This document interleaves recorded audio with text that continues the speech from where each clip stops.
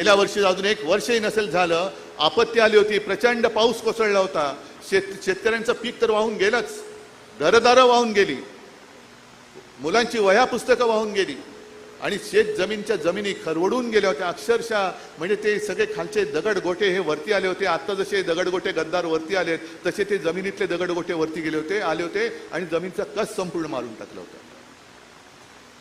जे म्हणतात उद्धव ठाकरे फिरले नाही, मग तेव्हा कोण फिरलं होतं? मी आलो होतो ना तुमच्या इकडे, पण त्या दौऱ्यामध्ये माझ्यासोबत राहुल होता. हा कुठे होता? गद्दार. मोर्चाला नुसता तोंड दाखवायला आला होता, पण मी शेतकऱ्याच्या बांधावरती जाऊन अंबादास तुम्ही बरोबर होतात, अनेक जण इथले माझ्या सोबत होते, तुमच्यापैकी सुद्धा अनेक जण सोबत असतील. आपण शेतकऱ्याला जाऊन भेटलो होतो, बांधावर जाऊन भेटलो होतो, त्यांच्याबरोबर बोललो होतो आणि मग तिथून आपण मागणी केली होती की शेतकऱ्याला संपूर्ण कर्ज मुक्त करा.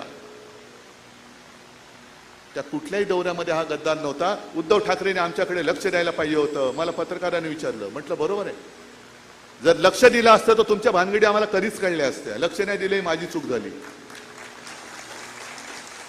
लक्ष द्यायला पाहिजेच होतं, पण यापुढे तुम्ही लक्ष द्यायचंय.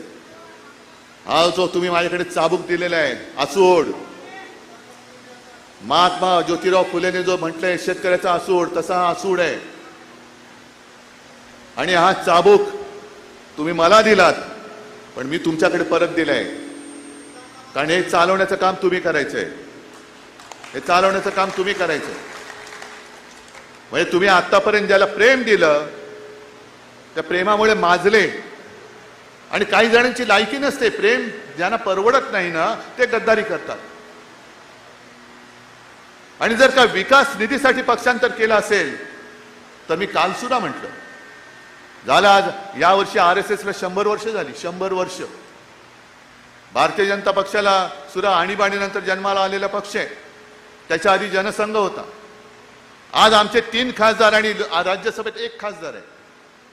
हे आपले 3-4 जण पुरेसे आहेत, पण 3 खासदार राहिले. शिवसेना संपली.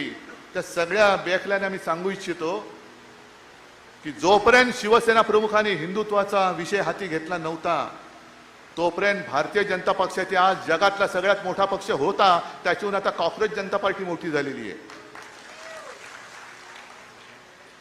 आणि त्यावेळेला फक्त भारतीय जनता पक्षाचे 2 खासदार होते. 2. अडवाणी उभे नव्हते राहिलेले आणि स्वतः अटल बिहारी वाजपेयी निवडणूक हारले होते. म्हणजे तेव्हा खरंच भाजपला मूठमाती देऊन मोकळं झालं असतं तर बरं झालं असतं.